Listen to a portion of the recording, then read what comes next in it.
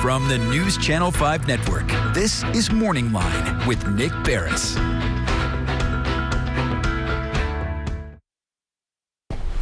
Good morning, everyone. Thanks for joining us on Morning Line. Nick Barris with you on a Wednesday. It is 8 o'clock, and I hope things are going well for you. Appreciate you just joining us on the big show. Good topic at hand this morning. It's something I think that we need to talk about. A report on this comes out every year and evaluates how life is for various aspects of our, I think, community here in Middle Tennessee and nationally as well. You may have seen the news coverage when it initially came out from the National Urban League last week, the State of Black America, and an evaluation of how things are going for blacks in this country. And we want to talk not only about what was found at the national level, but also how it relates here in Middle Tennessee. And so we've got the large overview, and then we're going to get more specific into it. And I invite you to join in the conversation because we'll go over some of the findings with our fine guest this morning. We can take some phone calls, but I'll be curious to get his take on what we're seeing. But the headline in general on many of the stories that was written was National Urban League finds the state of Black America is grim.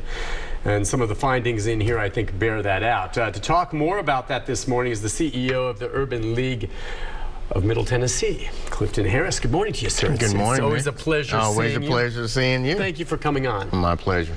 So, yes, the state grim, and I know you've been over it and you've got much more detail than I've read it over myself, and I thought we would start maybe at the outset with you've looked it over and get your takeaway, your initial, and what you see has changed one way or the other, or what your takeaways are from this most recent report.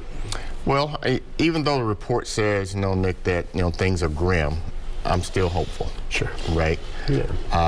Because it lets us know what work we have to do, and how far we have come, and how much further we have to go. So, on that perspective, it is a good report, that allows us, to benchmark where we are, and it allows us, to know what we have to do, to impact public policy in order to change, the situation for Black Americans.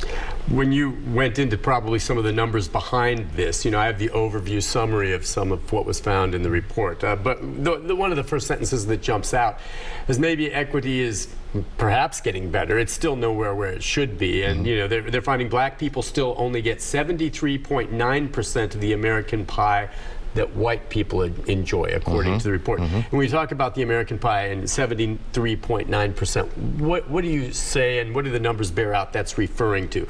Salaries, pay scale, what else? So I would ask you this, Nick, would you go to the bakery, would you go to the store and buy a pie that's missing 26% of the pie? Only if I'm paying 26% less. Right, and that is often not the case. Right. So yes. From that perspective, there is some work to do. So there are some disparities as it relates to education, as it relates to income, as it relates to housing, that the report bears out.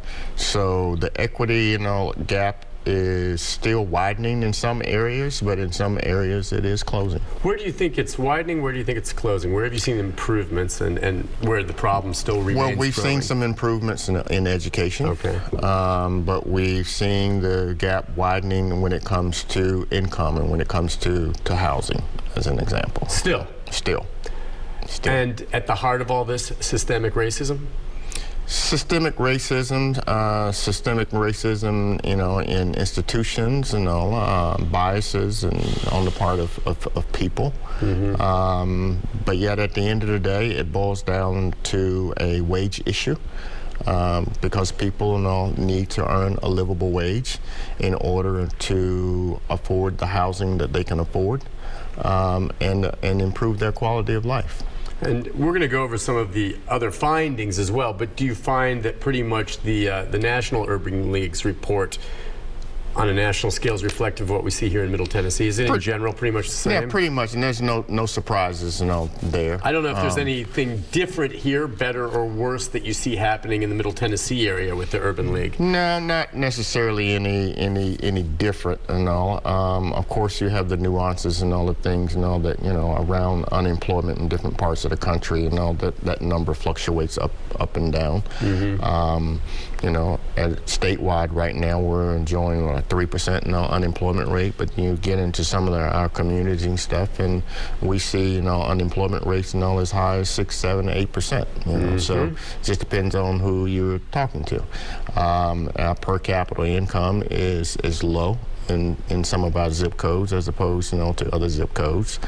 So those are the things we have to keep our eye on locally, and hopefully pretty soon we'll be doing our own state of Black Middle Tennessee report. Okay, so something that's more specific, but you think it'll probably reflect a lot of what we've already heard. Right.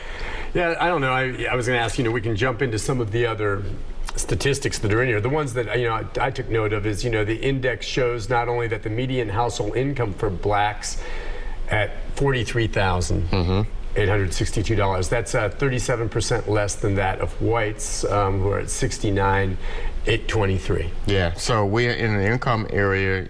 We have 54% in all of Black Americans earning less than $50,000 a year, as opposed to 37% in all of white Americans. 28% in all of Black Americans earning $50,000 to $100,000 a year, as opposed to 30% of white Americans. And then, of course, over $100,000, we have 12% of Black Americans earning over $100,000, as opposed to 27% of white Americans. And sometimes tied in directly with that would be homeownership. That's right. The cost of, that's the most money anyone spends on anything, absolutely. Right? So now you're getting into generational wealth and the wealth gap. Yeah. That's the reflection of it. That is the engine that's truly of it, a reflection homes. of it. Yeah.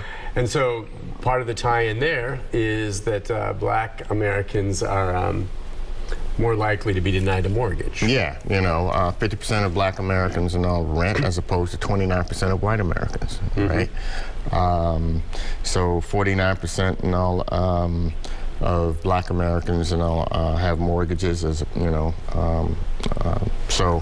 so that number is falling. We were 50 years ago we were at 52%, and now we've fallen down to 49% of home ownership. So we're backing up instead of going forward. Okay, and so what drives that? The systemic racism has unfortunately always been there. But to be going that other direction, there are economic factors that come into play. Is it all race related? Is it access to education? Is it the amount of money that's being earned?